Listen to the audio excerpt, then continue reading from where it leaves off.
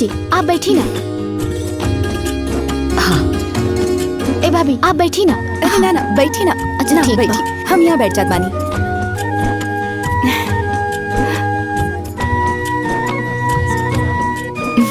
चला अब सब लोग एक एक को कथा कह के पूजा के पुरावा। अम्मा जी आपे शुरू करी ना, फिर हम लोग एक एक कह के 5 पूरा कह दिहल जाई। हाँ ए दीदी, हर एक साल तो कथुआ रउए कहिले, तो रउए शुरू करी पहले। हाँ अम्मा जी, पहले चिलो सियारन के कहानी सुनाई, बाकी कहानी बाद में होखी। हाँ माई सुनावा ना। ठीक बा सुनावा तानी। नर्मदा नदी के किनारे हिमालय के पास एगो जंगल में एगो चील और सियारिन रहत रहनी हाँ। बेचारी जब से बियाह भइल बा तब से हर साल अपना सास के साथे जुतिया पूजा में आवेले, बाकी गोट में बैठे के नसीब आज लेना भइल। हाँ बहन ठीक है कहा तारू, 7-8 साल हो गई बियाह के, अबले इनकर कोक सुना बा। पता न जीतिया बाबा कबले इनकर कोक भरियन, संतान के सुख मिली। अरे भगवान के दिहल सब कुछ बा, घर दुआर गाड़ी घोड़ा धन दौलत पति लेक्चरार, कोनो चीज के कमी नहीं खे। बाकी वो संतान के बिना सब कुछ माटी बा। देखो पता न कब इनका संतान सुख मिली। अरे का संतान सुख हुई, आज तक ले पत्थर पर कबो दूध जामल बा कि जामी। अरे ई तो बाझिन बड़ी बाझिन, इनकरा भाग में संतान सुख नहीं खे लिखल। अरे नाना बहन ऐसन बात मत कहा, अब जमाना कहाँ से कहाँ बढ़ गई, विज्ञान आगे बढ़ गई बा। अब लड़का पैदा करे के बहुते उपाय हो गई बा। अरे कोनो उपाय कर लेवे के चाहिए। अरे ना हो, बेटा चाहे बेटी गोद ले लेवे के चाहिए। गोद लेला से संतान के तो सुख हो जाई है? लेकिन आपन ना कहाई। हाँ सही कहत बाड़ू।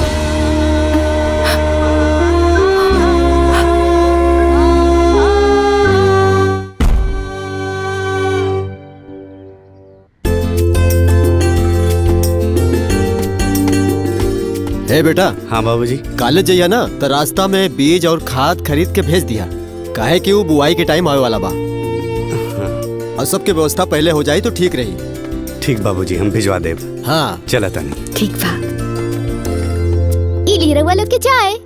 हम के दे। माई हम ही रख के आवतनी। हाँ हाँ। अरे रुकिए अम्मा जी, चाय ना पी। काहे?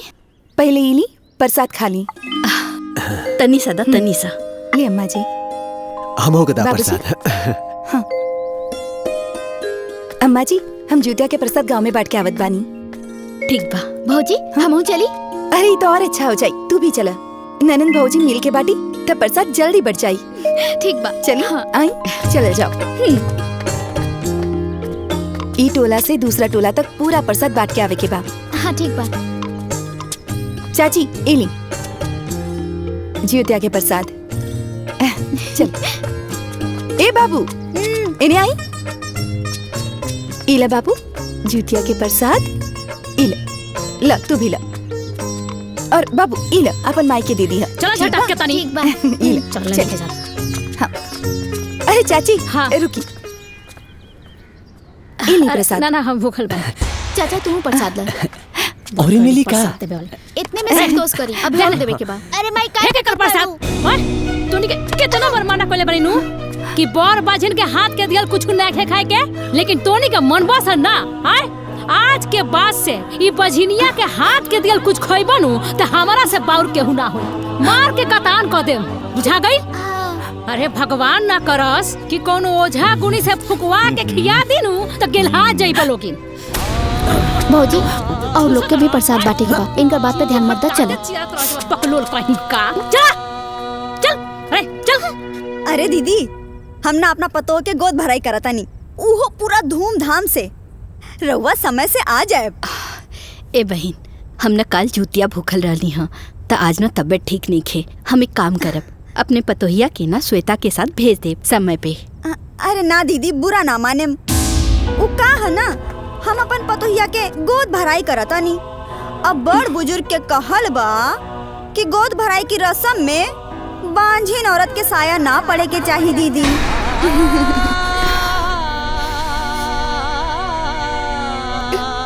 जौन समाज में चला त करता नहीं।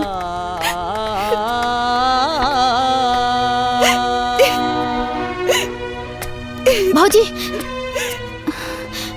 चुप हो जा भौजी।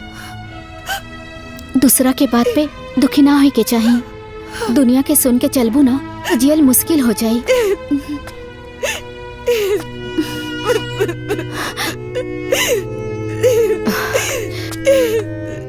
दुल्हन चुप हो जा। ए दुल्हन, तू लोग के बात सुन सुन करके अपन दिल छोटा काहे करेलू? जेकरा के जौन समझे के बा समझे दा। तू हमरा खातिन, हमरा परिवार खातिन ए घर के लक्ष्मी बाड़ू। तोहरा ई घर में कदम पड़ला के बाद हमरा घर में खुशहाली आ गई। आदित्य के नौकरी लग गई और हम तोहरा के कुछ ना कहेनी। तू लोग के बात सुन के अपन दिल छोटा काहे करेलू? कुछ भी हो गया अम्मा जी, लेकिन बात तो सही बाटे ना। अब मानी तो बाजी नहीं ना। ए दुल्हन ऐसन मत कहा।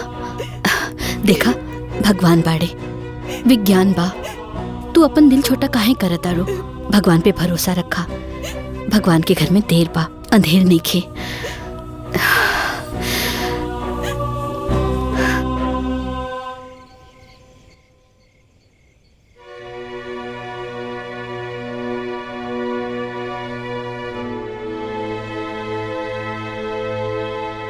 बस एगो संतान सुख बिना सब सुख मिट्टी बराबर।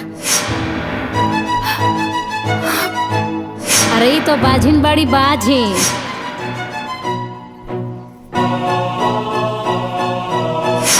अब बड़ बुजुर्ग के कहल बा कि गोद भराई की रस्म में बांझिन औरत के साया ना पड़े के चाहिए दीदी। का सोचत बाड़ू? कुछ ना, बस ये कुल के वंश के आगे कैसे बढ़ावल जाई ये सोचत बानी। कौनो बात दुनिया से छुपावल जा सकेला, खुद से ना। आँख बंद कैला से दिन रात में ना बदल जाई। दिन तो दिन होला, चाहे आँख खुलल रही चाहे बंद रही। तू बांझ बाड़ू और रहबू। कुल के वंश ना दे सकेलू तो ना दे सकेलू। तू खुद के और ये परिवार के धोखा में मत रखा। आखिर हम का करी? इस समस्या के समाधान हम कहाँ ढूंढी? अगर तू सच में अपन परिवार के हित चाहत बाड़ू, अपन पति के वंश आगे बढ़ावल चाहत बाड़ू, अपन पति के माथा से निर्वंश के कलंक हटावल चाहत बाड़ू, तो तू अपन पति के दूसर ब्याह करवा दे। ये एगो रास्ता बा। तोहे अपन सौतन खुद लेके आवे के पड़ी। बोला ले आईबू? अगर ना ले आ सकेलू तो ये बेकार के नाटक करल बंद कर।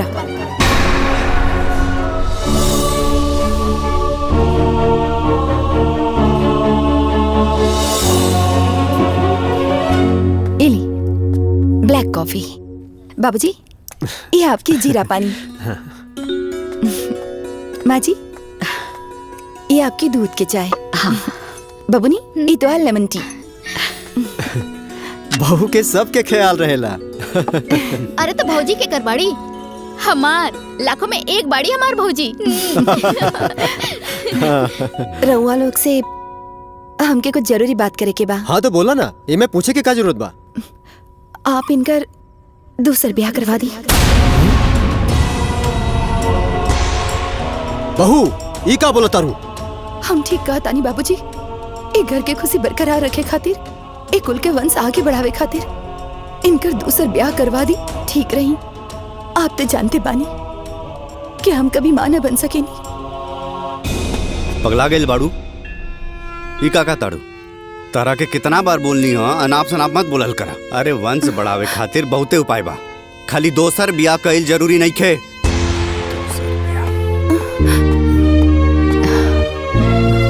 ए दुल्हन, आदित्य बिल्कुल ठीक कहा था। इकुल कईल ठीक नहीं खे। समझे की कोशिश करा बेटा। हाँ बहू, आदित्य के शादी करा के तू अपने हाथ से अपना पैर पे कुल्हाड़ी मारे चाहता रू? जब कुल्हाड़ी खानदान के जड़ पे पड़त होके ओके अपन पैर पे मार लिया ली अच्छा होगी। इस समय पैर ना खानदान बचावल जरूरी बा। अब का चाहता नहीं कि हमनी के बाद ही वंश में चिराग जलावे वाला केहू ना हो, ये वंश आगे ना बढ़े। आप सब लोग हमारी बात मानी, इनकर दूसर ब्याह करवा दी। ए में सबके भलाई बाटे, हमार भी और ई परिवार के भी। ए बेटा, एकर दूसर भी उपाय बा। एक काम करा, तू एगो लइका गोद लेला, तोहर गोद भी भर जाई और हमनी के वारिस भी मिल जाई। अम्मा जी, गोद लेला से वारिस त मिल जाई, वंश ना। वंश त अपन अंश से ही आगे बढ़ेला। पगला गेल बाड़ू, दिमाग काम नहीं करत। अरे बार बार समझावला के बाद भी बात समझ में नहीं आवत।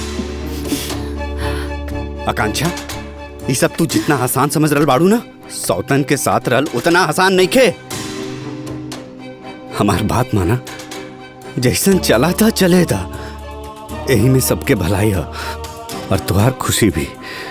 ए जी, हमार खुशी से जरूरी एक घर के वंश बाटे, ओमे सबके भलाई है और खुशी बाटे। और हाँ, हमके कौन पछतावा ना होई।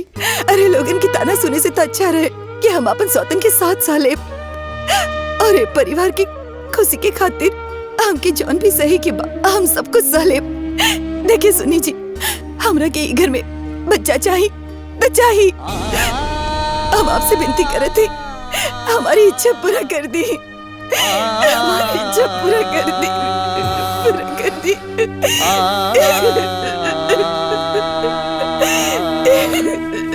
आकांक्षा, ठीक बा,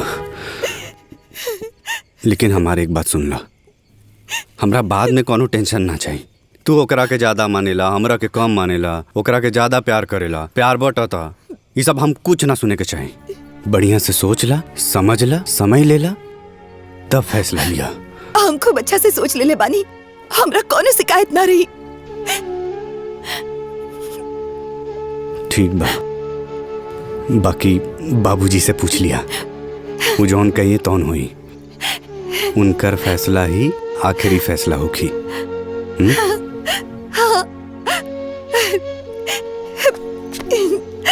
रवा कितना अच्छा पानी। सब बात तो ठीक बा, अगर बहू के साथ मिल के सबके यही इच्छा बा तो आदित्य के दूसर बियाह हो जाओ। लेकिन ऐसन कौन बाप होई जौन की दुआ के अपन बेटी दिहल चाही, जानबूझ के अपने बेटी के सौतन बनावल चाही। ए जी, उ जौन अगुआ बाड़े त्रिलोकी, रउआ उनकरा से बात करी। उनके रे नजर में बहुत रिश्ता बा, वो जरूर कोनो न कोनो रिश्ता बता दी है। बात तो कई लेब, लेकिन ऐसा कौन लड़की हो कि जौन ऐसा रिश्ता ऐसा वर अपनावल चाही।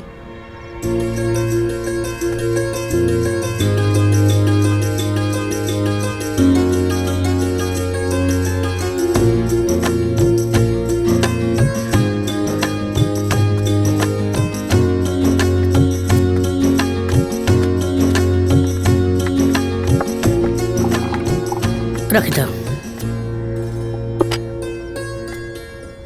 नमस्ते। नमस्ते। कहो? जा बेटा, तू अंदर जा।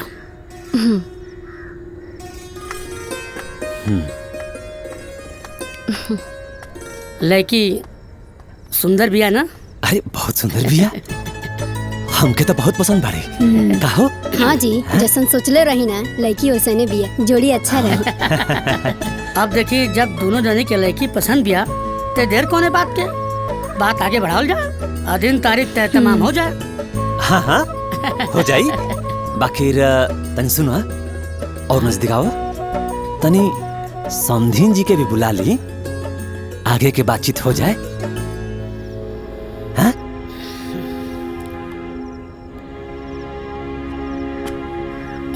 चली आई चली।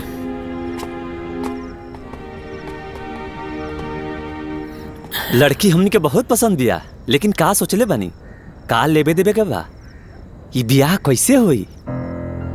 इका कहते भाई साहब, हाँ?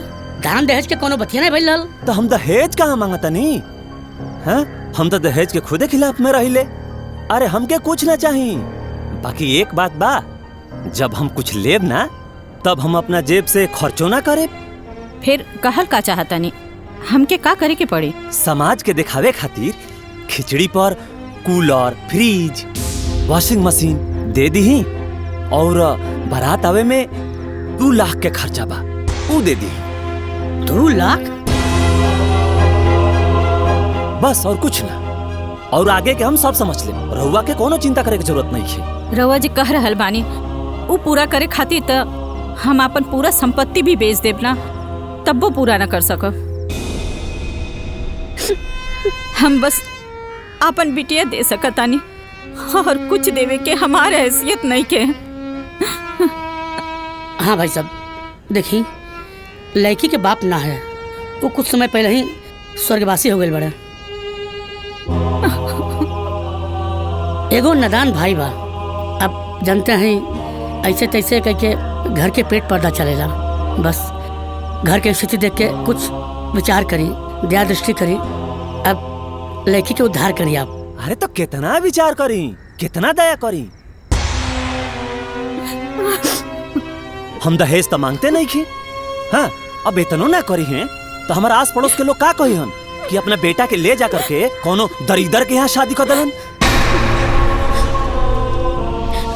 ना ना, हम अपन बदनामी ना कराई। अरे हमके का पता रहो कि एकदम भिखारिये के यहाँ ला करके खड़ा कर दे बड़ा। अगर हमरा पता रहित ना तो हम अइबे ना करती। चलो हो, इस शादी ना हो पाई ना। एकदम दरिदर भिखारी के यहाँ ला करके खड़ा कर दे बड़ा। हम ना भाई साहब, अरे ना हुई हटा। अरे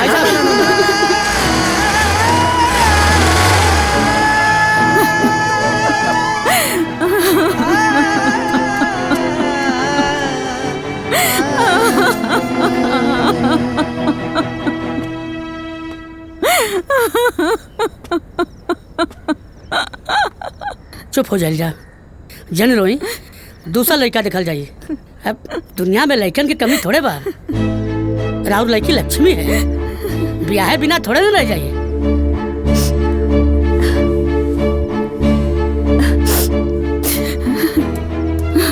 हमार परेशानी सुने वाला केहू मिली तब ना कैसे हुई हमार बिटिया के ब्याह। माई, अरे माई तू चुप हो जा, चुप हो जा माई, मत रो माई। हमके ब्याह नहीं के करेंगे माई, हम तोरा साथे रह माई। हम तोके छोड़ के कहीं ना जाए माई, कहीं ना जाए। हम और भाई मिलके तोहर सेवा करे जा माई। बेटी माँ बाप के सीना पे एगो बोझ हो के ली बिटिया।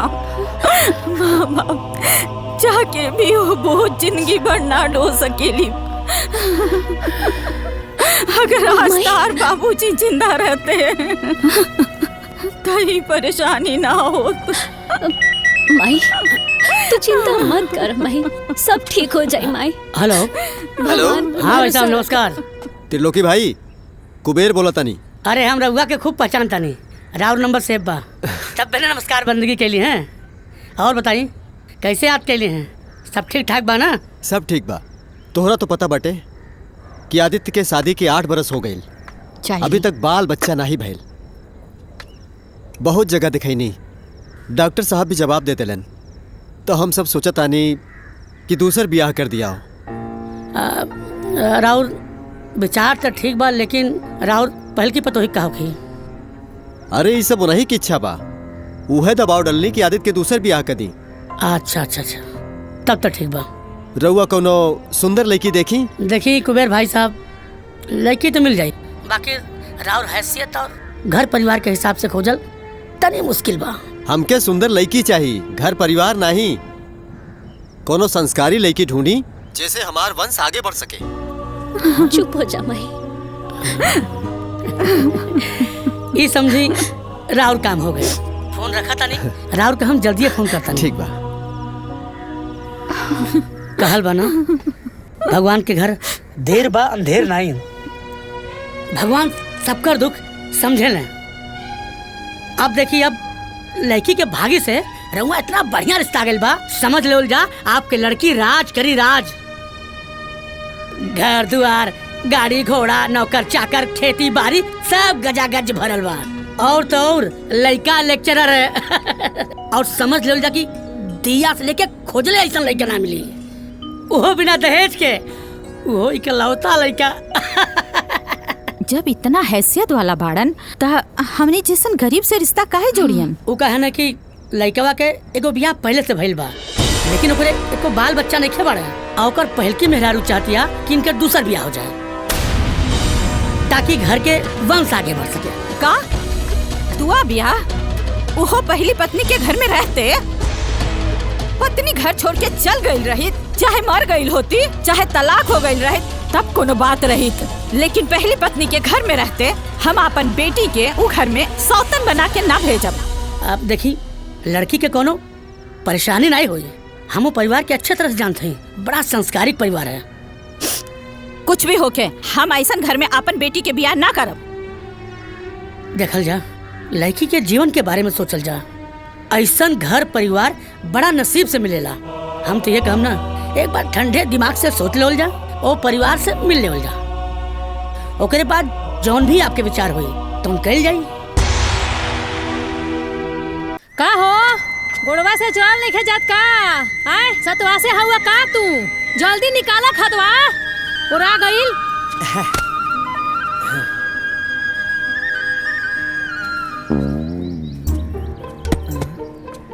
अब खड़ा होके ताकत का बड़ा आए चवनिया मुस्की मरा तरा निकाल के ले कई बकिना। हे भगवान, इहो कामवा हमरे करे के पड़ी, सब हम ही करब। तू खड़ी खड़ा होके ताकत रहियो। अरे ई का खाद मंगले रहनी हा, अब मार जे गेहूं अगर आइल लेके आइल बड़ो। हां अरे हमार त किस्मते फूटल बा कि तारा संग निमाहा ताने। दोसर मोगी रहती सनु तो छोड़ के भाग गई रहती सन नैहर। भाऊजी हिंगा हिंगा तो जैसे मुड़ी काहे लागत रह। भाऊजी इनकरा के देख बच्चे भाऊजी मन करता नैहर भाग के चल जाए। खा छीटा था का? आज बहुत सुंदर लागत है भाऊजी। भौजी केकर भौजी हो? हां केकर भौजी? इंगरा से 4 साल जेठ हुआ। ठीके लगवा कहेला आबरा के मौगी आ गांव भर के भौजी। अरे भौजी देखाइन में छोट बा, हमरा से 4 साल बड़ बा। अरे या जैया मार सिटिया में उमरिया कब लिखा ले? ए जैया अजय भैया बताओ ना, ये हमार भौजी बाड़ी ना, हम इनकरा से मजाक कर सकिले ना? जाए मन बुद्धि जिंदगी भर बकलोले रह जाइबा। ए भौजी गुस्सा तो का सुनली है आदित्यवा के दूसर बियाह हो जाता। होखे दी खूब मजा आई। मजा? वो कैसे? जब आंगना में सौतीन में झोटा पकड़ के पटका पटकी होई नू तब समझ में आई। हाँ आई बतिया तो मेरे दिमाग खोई में नहीं आया। देखा बेटी, हम तहार सब बात मानतानी। हम मानतानी कि घर द्वार धन दौलत के कोनो कमी ना होगी, ओकरा उ घर में सब सुख सुविधा मिले। बाकी लइका में तो धाक बाना। अब तू ही बतावा, जियत मछली घोटा ले ई दुनिया के कौन माई ऐसन होगी जे अपन बेटी के सौतन बना के भेजी? मान ला आज तहार मन ठीक बा तो सब कुछ ठीक बा, आ कल अगर तहार मन खराब हो जाए तो हमार बेटी की जिंदगी तो बर्बाद हो जाए ना। ना माँ जी, ऐसन कब्बो ना हुई, हमार मन कब्बो ना बदली। रवा ये बताई, हम ही शादी करावल चाहत बानी और हम ही खिलाफत करब। देखी माँ जी, रउआ मन में कोनो प्रकार की दुविधा मत रखी। बस रउआ ये सोची, हमरा और बड़ बेटी बानी और अंजलि हमार छोट बहन। माँ जी, हम अंजलि के आपन सौतीन ना आपन बहन बना के रखब और हम अंजलि के कबो कोनो तकलीफ ना होके देब। वो हमेशा खुश रहिए माँ जी। जेकरा तोहरा जैसन बेटी होके ओकरा कौन बात के चिंता बा। हम जानत आनी कि अंजलि के वहाँ कोनो तकलीफ ना होगी। बाकी हम मजबूर बानी, हम ओकर माई बानी ना, हम ये फैसला ना ले सकब। अगर अंजलि के मंजूर होके तो हम तैयार बानी, उनकरा से पूछला। ठीक बा।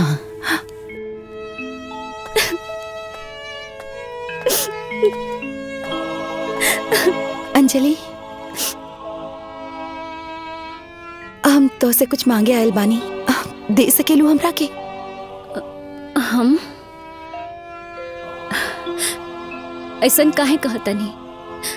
रवा बड़ बानी, बोली। अंजलि, तू तो जानत बाड़ू कि हम मां ना बन सकेली। हमार किस्मत में माई बने के सुख नहीं के लिखल। हम अपन पति के परिवार के संतान ना दे सकेनी। हम भी अपन अंगना में किलकारी सुने चाहत बानी, अपन परिवार के सुखी देखल चाहत बानी कि हमार परिवार खुश रहे।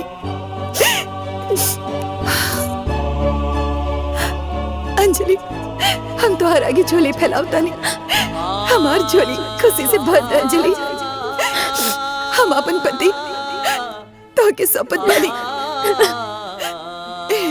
हम तो के सौतन बना के ना अपन बहन बना के रखब। कब तोहरा के कोनो तकलीफ ना होके दे। बस तू हमार पति से ब्याह कर ल, ब्याह कर ल, उनकरा से शादी कर ल। अंजलि, उनकरा से शादी कर ल। दीदी ऐसा मत करी। अरे क्यों छोट बहन के पैर पड़े लगा? ना ना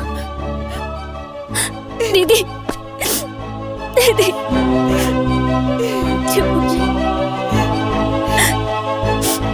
दीदी, हम ब्याह करे खातिर तैयार बानी। अंजलि, भगवान करे हमार सारा खुशी हमार बहन के दे दे। हमार तो भाग्य खुल गई।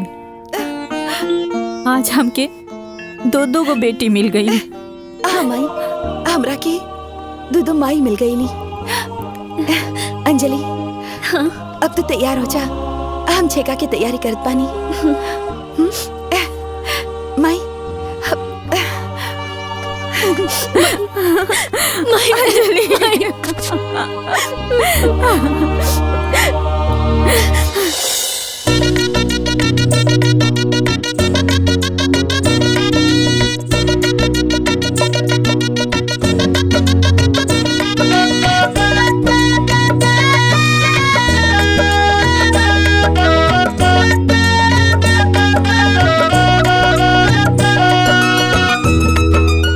त्रिलोकी जी, ये सब ना जाने कौन पुण्य प्रताप के फल बा कि हमरा के आज देवी जैसन दो दो को बहू मिल गई। कुबेर जी, सब ऊपर वाले का आशीर्वाद और कृपा है।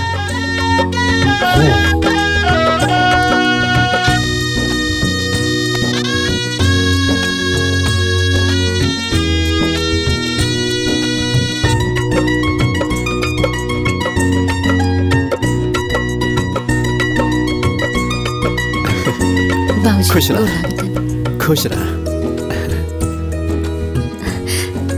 अम्मा जी गोड़ लगता है। खुश रहा।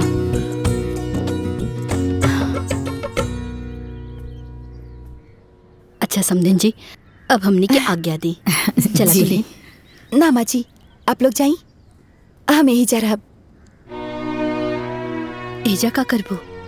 माँ जी, ये हमार मायका बा और हम घर के बड़ बेटी बानी। हमार छोट बहन के ब्याह पड़ल बा, हम तैयारी ना करब तो के करी बताई? और भाई हमार बहुत छोट बा, माई अकेले पड़ जाई। सारा तैयारी हमरे करे के बा माँ जी, यही से हम यही से रुकब। ठीक बा भौजी। हाँ? आप अपने बहन की शादी की तैयारी करी और हम अपने भैया के शादी की तैयारी करे जाता नहीं। देखल जाई कि एकर शादी की तैयारी अच्छा हुई। और हाँ, बरतियन के स्वागत में कोनो कमी ना होके के चाही। ठीक बा, सारा स्वागत अच्छे से हो जाए। लेकिन एक बात, सारा बाराती ढंग के लेके आई है, नहीं तो दूसरा ढंग से व्यवस्था हो जाए। बताव हो, वो कैसन महतारी बिया जौन अपना बेटी के जानबूझ के कुआं में ढकेलतिया। अरे ओकर करेज हकी पत्थर, आय ओकरा अपना बेटिया पर तरसो नहीं खेयावत। हाँ बहन, ठीक है कहा तारू। आज ले हमू कबो न सुनली कि कोनो मतारी अपने से अपन बेटी के सौतन बना के भेजली होकी। उहे तो। अरे का भइल बहन? अरे का भइल? कौन नतिया के बेटा चला के मरलस रे। ए भौजी, हमार गुल्ली आई है का? अच्छा तो ई तोहरे कर्म कांड रहला आय कौनो ना कौनो बहाना बना के मेहरी सन के गोल में घुसबा जरूर उह झुम्मर पारे खातिर। अरे भौजी हम ढोलू गुल्ली खेलत रहनी आ गई है वही ले आईनी। ए ढोलू तू जा खेलत रहा हम आवत हई। का बात होता भौजी? गांव के कुल औरत तोर भौजी लागेला का? हाँ जे सबके निहारत रहेला। अरे भौजी सब लगी है काकी तक के करी और ये ताकी। देख खैर छोड़ जाए दे। न्योता होता आइल बा कि ना? वो आदित्य के बियाह पड़ल बा बाकी अभी तक हमारा के न्योता नहीं आइल। हमारा के न्योता आइल बटे। मिठाई खाए में खूब मजा आई। हमहू जाई बारात। लालो सुन लो इनकर खैले में राजबा ई तो उहे कहावत हो गई मेहरी मारे खुशबाड़ी। ठीक कहा तारे भौजी जय बराते ये अल्लूगा दोतन भौजी के। चुप करी निकली यहाँ से फालतू बात ना हमरा घरे जाई। कहीं डरात हो गुल्ली आपन ले थाई गुल्ली ले पे